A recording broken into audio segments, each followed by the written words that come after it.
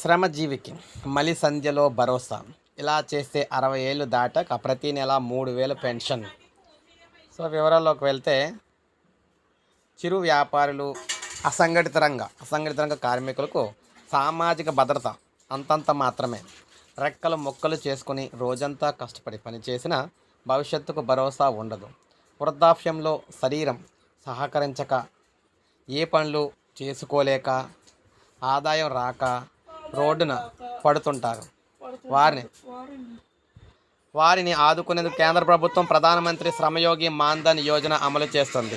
చిన్న వ్యాపారులు, స్వయం ఉపాధి పొందేవారు ప్రధానమంత్రి జాతీయ పెన్షన్ పథకం కింద లబ్ధి పొందొచ్చు. ఎల్ఐసి ఆధ్వర్యంలో పనిచేస్తున్న ఈ రెండు పథకాల్లో కార్మికుల వయసు ఆధారంగా డబ్బులు జమ చేస్తే సరిపోతుంది. ఆ తర్వాత 60 ఏళ్ళు వచ్చినప్పటి నుంచి ప్రతి నెల 3000 పెన్షన్ వారి బ్యాంకు ఖాతాలో నేరుగా జమ అవుతుందన్నమాట.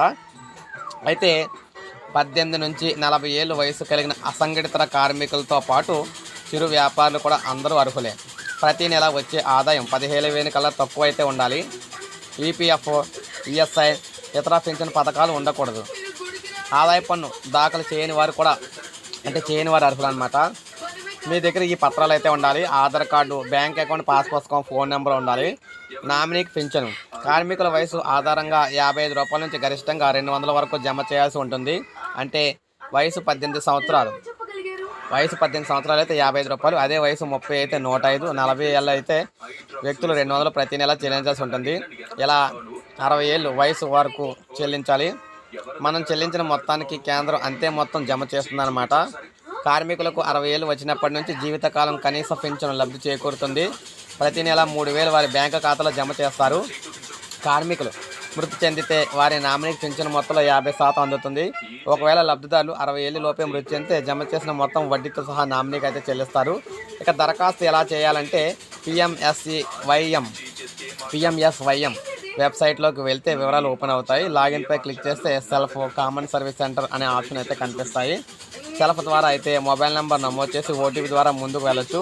అనంతరం ఈ శ్రమ్ కార్డు నంబరు నమోదు చేయాలన్నమాట. అనంతరం బ్యాంక్ అకౌంట్ నెంబరు, ఆధార్, పుట్టిన తేదీ వివరాలు ఇవ్వాలి. ఆ తర్వాత డిజిటల్ విధానంలో డబ్బులు చెల్లిస్తే సరిపోతుంది. ప్రతి నెల డబ్బులు జమ అవుతాయి. ఆయా ప్రాంతాల్లోని కంప్యూటర్ సెంటర్లు, కామన్ సర్వీస్ సెంటర్ల ద్వారా కూడా అప్లై అయితే చేసుకోవచ్చు అనమాట మీరు.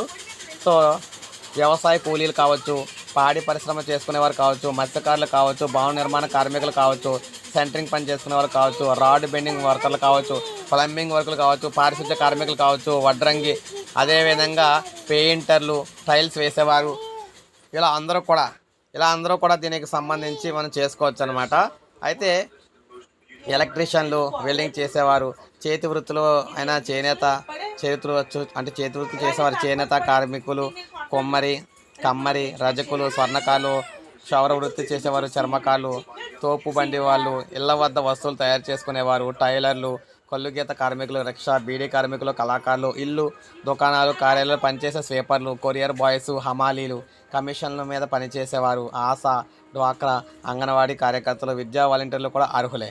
డ్రైవర్లు, క్లీనర్లు, దుకాణాలు, సినిమా హాళ్ళు, హోటళ్ళు, ప్రైవేటు స్కూళ్ళు, హాస్టళ్ళు, ప్రైవేట్ ఆసుపత్రులు పనిచేసే వారికి కూడా ఇది ఉపయోగపడుతుంది. అందరూ కూడా అయితే చేసుకోవచ్చు.